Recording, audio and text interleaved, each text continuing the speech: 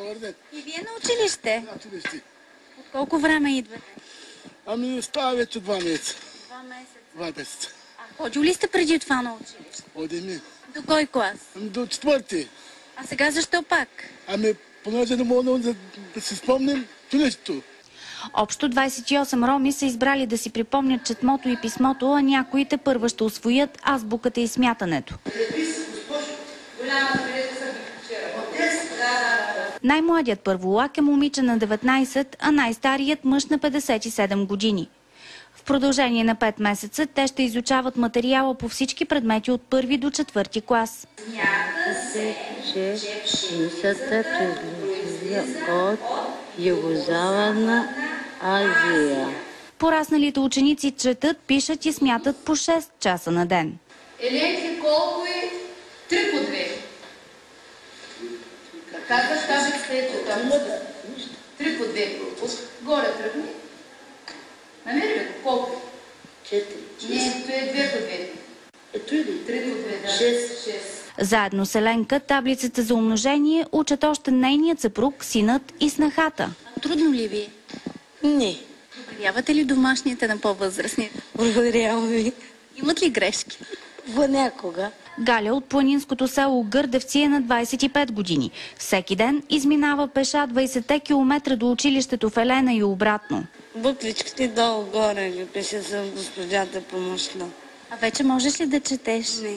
Още не. А да сричаш? Да, долу-горе. Най-важното е да ги научим да могат да пишат имената си, да могат да четат това, което трябва да подпишат. И това, което сме постигнали вече с повечето от тях, е да могат да се подписват. Стимул за първокласниците са 4 лева на ден, които им се плащат за това, че посещават редовно учебните занятия.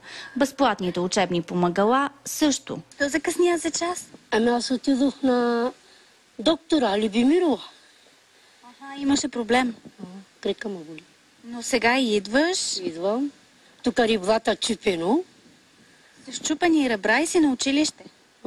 Началните педагози, обучени специално за работа с възрастни ученици, се надяват поне половината от новите им възпитаници да пожелаят да влязат и в 5-ти клас. А след това мислиш ли да продължиш? Не знам. Не. Защо не искаш? Не ти ли харесва да ходиш на училище? Харесвам, не знам. Майка не ме пуска. Защо не те пуска? Не знам. Гледам децата вкъщи.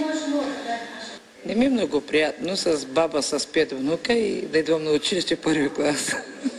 Аз съм учила до 4-ти. Преди години нямаше дипломи да ни дават. И не ми се отива по ляско с излишни разходи да се взема свидетелство, че съм преминавала до 4-ти. И реших пак от начало да почна. В края на обучението всички ще положат изпит. Успешно издържалите го, освен че ще се здобият със свидетелство за завършен начален етап, ще получат и стипендия от 55 лева. Се научим тук. Не, заради и сме тук, госпожо. За тази сутрин от Елена, Марияна Трифонова.